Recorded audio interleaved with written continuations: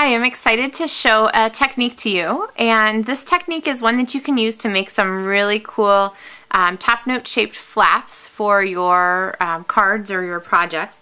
And this card is one that I showed on my blog, and I had a lot of questions about how to go ahead and do this cool flappy piece. So let me go ahead and show you how this works. So we're going to use our Big Shot die cut machine from Stampin' Up, which is a really neat tool. I like to call it the big squeezy machine because basically it takes these dies here, and you can see kind of the outline of the shape of the die.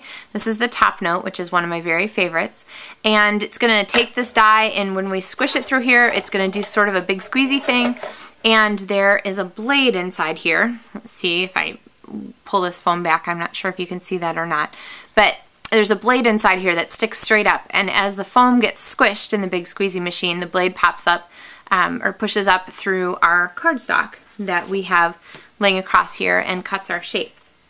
So the thing is, usually when you put your cardstock across here and you put it through, you get a whole shape cut. And so I would get a whole top note piece that would look, well, this one's cut off at the bottom, but I would get a whole top note piece that would look like this. So I don't want that though. I want a long piece of cardstock with a flap on the end instead of a short piece of cardstock that's cut the whole shape there. And so what I'm going to do now is go ahead and show you how that works. So when you use your Big Shot, I tell people it's like making a sandwich. These are the cutting plates that come with a Big Shot, and there's one on the top and one on the bottom. And so it's like the bread of your sandwich. So piece of bread on the top, piece of bread on the bottom. Meat and cheese, which is your die and your cardstock, go in the middle. So I'm going to take my cardstock and I'm going to lay it across here so that it's kind of sticking way out. And then I'm going to take my plate. Now if I put my plate across here like this, I'm going to get that whole top note shape cut.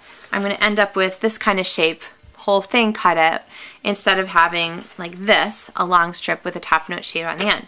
So I'm going to take my plate and I'm going to slide it past my sandwich piece here so that the outside of my die really sits right here. Do you see where that goes? So it would normally cut like this, okay, but because I have my cutting plate, which would put the pressure on the big squeezy part way back there, then it's not going to cut everything. So go ahead and stick this through and try and keep your cardstock straight because that's going to help you get a nice shape at the end. And so on my end here, since I've just cut this, I have a shape here that looks just like this. And if you can take scissors, that'd probably be a little cleaner. But if you take your scissors, then you end up with this top note piece at the end. And this ends up with kind of a nice score line here, which is perfect for just folding over. And then I would take my cardstock and fold this in here. And there we have our card shape. So this one here that I showed you with the Forever Young stamp set's kind of the same deal, except I cut even less of the top note.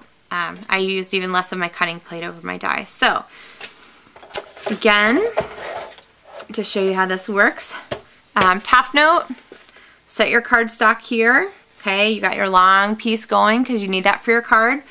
You don't want the whole thing to cut. It'll only cut where you lay your cutting plate. So I'm going to put my cutting plate here, I'm going to run it through, and it's only going to cut where my cutting plate is, and it's going to leave the rest of this all perfectly fine for me to use for my card. And here is another sample of this. This is one of my Stamps in the Mail Club projects, which uses the same piece here to make a cool gift card holder. So you put your gift card on one of these, attach gift card here, and then write your little note on the other one, fold this all up, and replace our designer fabric ribbon. And there's another way to use this cool top note fold over card. So if you have any questions about this, just give me a holler, and if you're interested in making this, you can sign up for my Stamps in the Mail Club November 2011, and I look forward to stamping with you more and sharing more ideas. Thanks for visiting.